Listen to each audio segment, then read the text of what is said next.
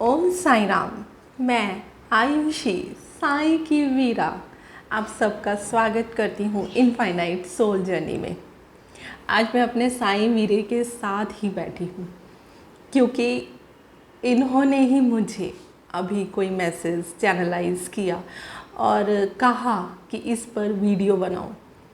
Although मैं prepared नहीं हूँ, मैंने कुछ ऐसी प्लानिंग नहीं की थी कि मुझे आज कोई वीडियो बनानी है किसी टॉपिक पर जब साईं वीरे ने आदेश दिया है तो मैं कौन होती हूँ इसको मना करने वाली। और मुझे पता है कि ये मैं नहीं, मेरा साईं वीरा ही बुलवाएगा मुझसे। तो जो भी वो गाइडेंस देना चाहते हैं मैं कोशिश करूँगी कि अपने वीरे की जो भी रिक्वायरमेंट है, जो भी वो चाह रहे हैं कि मैं कम्युनिकेट करूं, मैं ठीक से कर सकूं। अभी मैं बैठी हुई थी, साइंस सचित्र पढ़ रही थी और साइंस सचित्र पढ़ने के बाद ऑल्दो मैं अपने टैरो कार्ड्स ऐसे ही चेक कर रही थी थोड़ा सा, तो उसमें एकदम ऑल ऑफ सडन कॉन्शियसनेस का कार्ड बाहर आ गया ये। और जब कॉन्शियसनेस का कार्ड बाहर आया तो उस टाइम पर मुझे साईं वीरे ने कहा कि इसके ऊपर आज कुछ मैसेज देना है लोगों को। तो मैं आ गई हूँ आपके सामने। मुझे नहीं पता कि मुझे क्या बोलना है और मैं साईं वीरे को समर्पित करती हूँ कि वो मुझसे जो बुलवाना चाहते हैं या वो जो आप लोगों को मैसेज देना चाहते हैं वो दें। देखिए, हम लोगों ने हमेशा सुना है अपनी लाइफ में कॉन्शियस होकर डिसीजंस लेने चाहिए, हमें कॉन्शियस रहना चाहिए।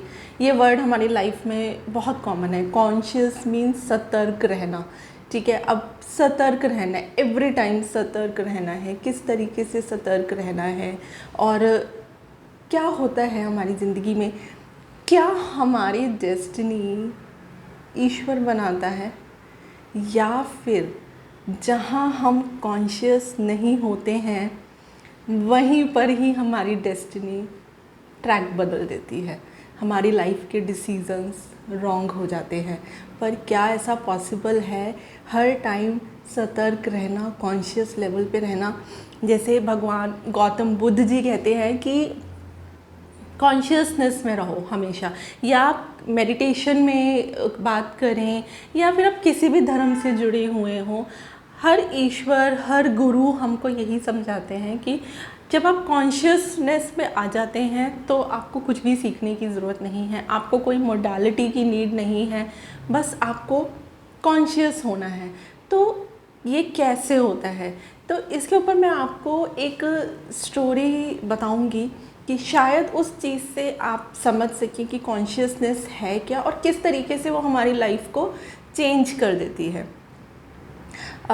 एक राजा के बेटे थे और उनको शिक्षा लेनी थी नैतिकता के ऊपर, मोरालिटीज़, मोरल वैल्यूज़ के ऊपर उनको शिक्षा लेनी थी।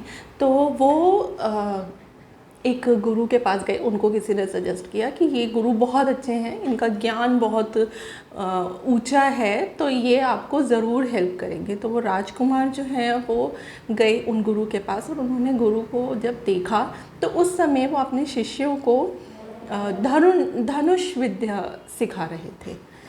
तो उन्होंने सोचा, राजकुमार ने, कि ये गुरु मुझे नैतिकता का ज्ञान कैसे दे सकता है, ये तो धनुष विद्या सिखा रहा है, तो मेरे को तो नैतिकता जाननी है, मोरालिटी के बारे में जानना है।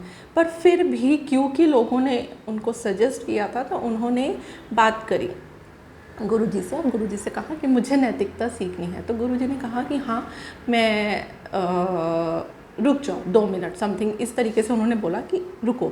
उसके बाद वो आधा घंटा उन्होंने वेट कराया और उसके बाद राजकुमार परेशान होने लगे और राजकुमार ने बोला कि मुझे गुरुजी नैतिकता सीखनी, आप मुझसे बात क्यों नहीं कर रहे हैं? उन्होंने तब भी जवाब नहीं दिया। तो इस तरीके से 1-1.5 घंटा बीत जाने के बाद जब राजकुमार को थोड़ा सा गुस्सा आया तो उन्होंने बोला गुरुजी से कि आप तो मेरी सुन ही नहीं रहे हैं। तो गुरुजी ने कहा कि नैतिकता का सबसे पहला पार्ट ही यही है कि सब्र करना। जब तक आपके मन में सब्र नहीं है, सबूरी नहीं है, आप नैतिकता क्या, आप कोई भी ज्ञान नहीं सीख सकते हैं। तो राजकुमार को वो बात समझ आई और वो शांत होके बैठे। उसके बाद जब गुरुजी फ्री हुए तो उन्होंने राजकुमार से बात करी और उन्होंने बोला कि मुझे नैतिकता सीखनी है। तो गुरु ने कहा कि ठीक है, इसके लिए आपको आश्रम में रहना होगा। तो राजकुमार बोले कि मैं तो राजकुमार हूँ और मैं यहीं पर ही रहता हूँ, तो मैं रोज़ आ जाया करूँगा, मैं क्यों आश्रम में रहूँ। तो गुरु ने कहा नहीं, अगर आपको सीखना है तो आपको कुछ दिन आश्रम में व्यतीत करने होंगे। तो क्योंकि राजकुमार को बहुत क्यूरियोसिटी थी कि उनको सीखना है, तो वो एग्री हो गए रहने के लिए। तो गुरुजी ने बोला कि अगर आप आश्रम में रहेंगे तो आपको वो सारे काम करने पड़ेंगे जो यहाँ के नियम हैं, शिष्य जो करते हैं, सब काम स्वयं करने पड़ेंगे, चाहे वो खाना बनाने का हो, सफाई करने का हो, जो भी हो। तो फिर उन्होंने एक ऑब्जेक्शन किया कि मैं राजकुमार हूँ, मैंने कभी अपने घर में काम नहीं किया। तो गुरु ने यही कहा कि अगर आपको सीखना है तो आपको ये प्रोसेस फॉलो करना होगा। तो राजकुमार एग्री हो गए और वो आश्रम में रुके और उन्होंने अगले दिन से काम करना शुरू करा। अब वो बार बार बोले कि मेरी कब वो होगी, मेरी पढ़ाई कब शुरू होगी। तो उन्होंने कहा, गुरु ने कहा कि आपकी पढ़ाई शुरू हो रही है। आपने पहला पाठ जो समझा वो था सब्र का। उसके बाद गुरु ने कहा कि आज पूरे दिन में जब भी आप काम करोगे, जो भी है, मैं बीच में किसी भी टाइम आकर आपको डंडा मारूंगा। तो राजकुमार ने कहा, ऐसा कैसे, ये कैसी पढ़ाई है, ये कैसी शिक्षा है कि आप मुझे डंडा मारेंगे, वो भी बिना बताए, किसी कोई गलती नहीं, कोई गुनाह नहीं, और फिर भी आप मुझे डंडा मारेंगे। तो गुरु ने कहा कि अगर आपको सीखना है तो आपको मेरे हर बात पर चलना होगा, मुझ पर विश्वास रखना होगा। तो राजकुमार ने कहा ठीक है। और इस दरमियान पूरे दिन में जब भी वो काम कर रहे थे तो राजकुमार ने गुरुजी से बहुत डंडे खाए। वो बार बार मतलब उनको डंडा पड़ता था। बहुत परेशान हो गए कि ये क्या हो रहा है। 1 दिन, 2 दिन, 3 दिन, उसके बाद उनको अलर्टनेस हुई। उन्होंने बोला कि ये गुरु तो कभी भी मुझे मार सकते हैं, तो मुझे बहुत अलर्ट रहना है। तो तीसरे दिन जब गुरु मारने को आए तो वो राजकुमार सतर्क हो गए और उन्होंने अपना बचाव कर लिया। ये देखकर गुरु को बहुत हैप्पीनेस हुई और गुरु ने कहा कि बहुत अच्छा लगा मुझे कि तुम सतर्क रहे, तुम कॉन्शियस रहे पूरे टाइम कि मैं किसी भी टाइम आकर तुम्हें मार सकता था। अब गुरु ने परीक्षा को आगे बढ़ाया और कहा कि अब मैं तुम्हें डंडा रात को कभी भी मार सकता हूँ जब तुम सो रहे हो। तो राजकुमार परेशान हो गया कि दिन में तो चलो मैं जगा हुआ हूँ तो मैंने खुद को बचा लिया, अब रात को सोते हुए मैं ऐसे कैसे कर सकता हूँ। तो वही हुआ रात को, क्योंकि वो गहरी नींद में थक कर सो गए। तो जब गुरु ने डंडा मारा तो वो एकदम उठे, उनको नहीं पता लगा कि मतलब गुरु ने कब उनको डंडा मारा। 1-2 रात ऐसे हुए तो राजकुमार ने सोचा कि भाई ये तो बहुत मुश्किल है, मैं ऐसे मार क्यों खाता रहूँ और मुझे समझ भी नहीं आ रहा और मुझे ये भी नहीं समझ आ रहा कि ये मैं कौन सी पढ़ाई कर रहा हूँ। तो उसके बाद उन्होंने एक्टिव रहना स्टार्ट किया। रात को भी वो अलर्ट होके सोते थे कि किसी भी टाइम गुरु मुझे डंडा मार सकते हैं। और उन्होंने ये चीज़ जब अपने ब्रेन में एक्टिवेट करी और ये कंटिन्यूअस कहा कि मुझे अब डंडा नहीं खाना है, मुझे रात को अलर्ट रहना है, तो राजकुमार रात को भी अलर्ट हो गए। और जब गुरु मारने के लिए आए रात को तो बच गए वो उन वार से। तो गुरु बहुत खुश हुए और उन्होंने कहा कि मैं बहुत खुश हूँ कि तुम इस लेवल पे पहुँच रहे हो। अब तुम्हारे पाठ का जो अगला अध्याय होगा ना, उसमें मैं तुम्हारा को तलवार से वार करूँगा।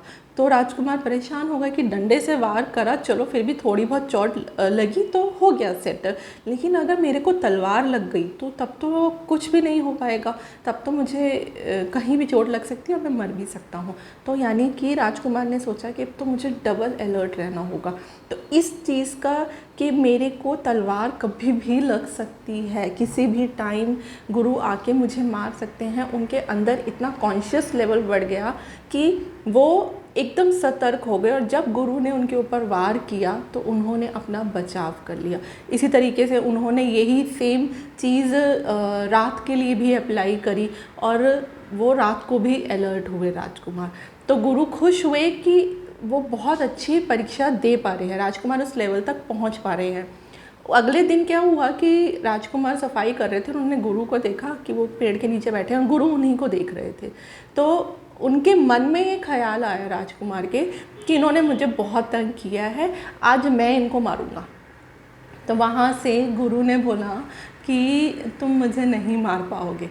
तो वो हैरान हो गए राजकुमार, और राजकुमार ने कहा कि आपको कैसे पता चला? तो जब उन्होंने कहा कि जब आप कॉन्शियस हो जाते हो ना, जब आप हर समय अलर्ट हो जाते हो, सतर्क हो जाते हो, तो आप दूसरे के माइंड को, उस पे चल रहे हर विचार को पढ़ सकते हैं। और यही होता है माइंड रीडिंग, है ना, जो कोर्सेज करते हैं ना लोग माइंड रीडिंग का, तो यही होता है कि यानी कि आप इतने कॉन्शियस हो गए हैं कि आप दूसरों के विचार पढ़ पा रहे हैं।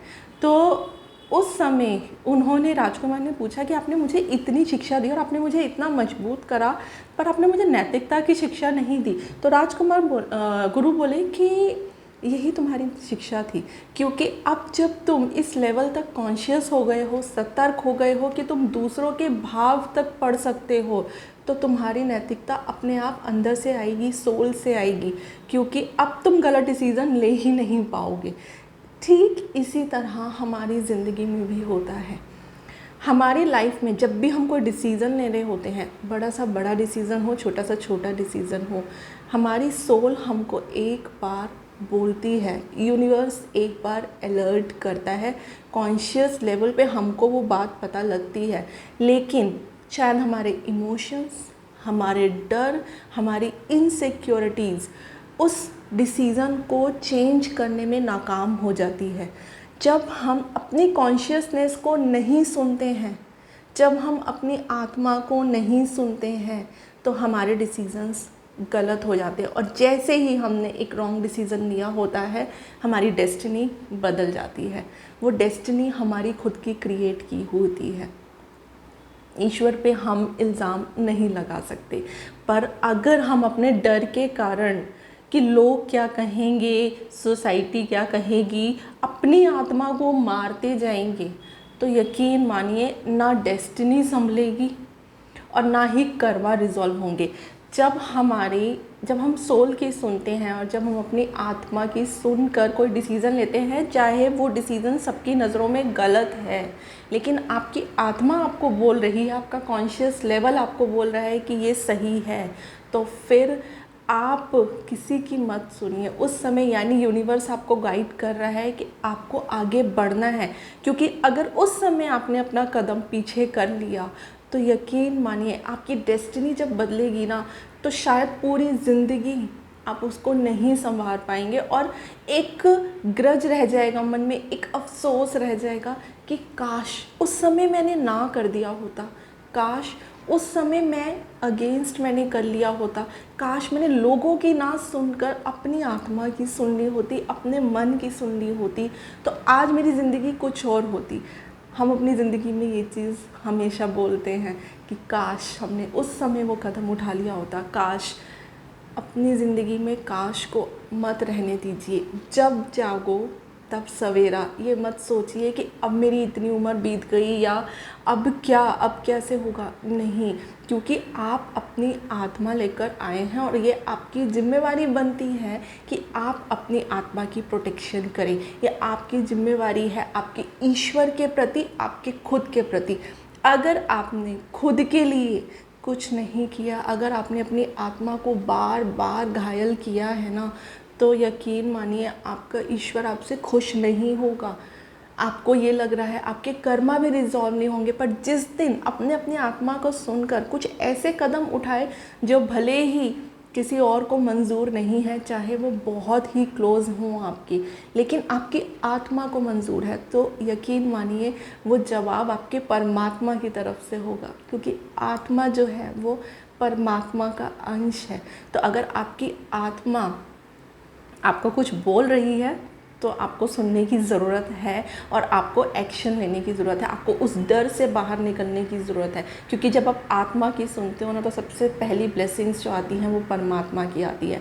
कोई इंसान साथ हो या ना हो, लेकिन आपका परमात्मा आपके साथ ज़रूर होगा। शायद ये मेरा साईं वीरा मुझसे अभी बुलवा रहा है, क्योंकि मैंने कभी सोचा ही नहीं था, मैं प्लान्ड ही नहीं थी कि मुझे ये सब बोलना है, बट वीरे ने मुझे बुलाया। एंड आई रियली विश कि आपको वीरे की बात समझ आ जाए, आपको अपनी आत्मा सुनाई देने लग जाए और आपको अपने परमात्मा का आभास होने लग जाए। दुनिया कुछ भी बोले, कैसे भी एक्शंस हों लाइफ में, पर अगर आपकी आत्मा आपको बोल रही है ना, आपकी आत्मा बिल्कुल सच बोलेगी। आपको पूरा हक है इस ज़िंदगी में जीने का। ये ज़िंदगी दोबारा नहीं मिलेगी। आपको अपनी खुशी से अपने डिसीजंस लेने का पूरा हक है। तो इसीलिए अपनी आत्मा को सुनो। कॉन्शियस लेवल पे आने के लिए ध्यान करो। ध्यान में अगर बहुत विचार आ रहे हैं, आने दो, क्योंकि कॉन्शियस मतलब होता है अवेयर होना, सतर्क होना। यानी आपको पता लगेगा कि आपके विचार किस तरीके से आ रहे हैं। आपके डर वाले विचार आ रहे हैं तो आपको समझना होगा कि मुझे इस डर से जीतना है। और डर कुछ नहीं होता है, डर सिर्फ आपके मन में बैठा हुआ है। पर आपकी आत्मा की ताकत, आपके परमात्मा की ताकत बहुत श्रेष्ठ है, बहुत ऊंची है। तो उन पर यकीन करिए, अपनी आत्मा पर यकीन करिए, अपने मन पर यकीन करिए और यकीन मानिए। आप जो फिर ज़िंदगी जिएंगे, भले ही उसमें चैलेंजेस हों, भले ही वो किसी को गवारा ना हो, पर आप संतुष्टि से सो पाएंगे। आप सुकून में रहेंगे कि आप कुछ गलत नहीं कर रहे हैं। हाँ, अगर आपकी आत्मा इस चीज़ का जवाब दे रही है तभी ये होगा। तो हमेशा कॉन्शियस में रहने का मतलब है इतना अलर्ट, इतने अपने थॉट से अवेयर हो जाओ कि आप अपनी आत्मा को सुन सको। ये मत सोचो, ध्यान रखो इस चीज़ का कि जो थॉट्स आ रहे हैं वो बाहर की दुनिया के आ रहे हैं या आपकी आत्मा से आ रहे हैं। बस इस चीज़ का ध्यान रखना है। All the best to you. Om Sai Ram, जय साई राम।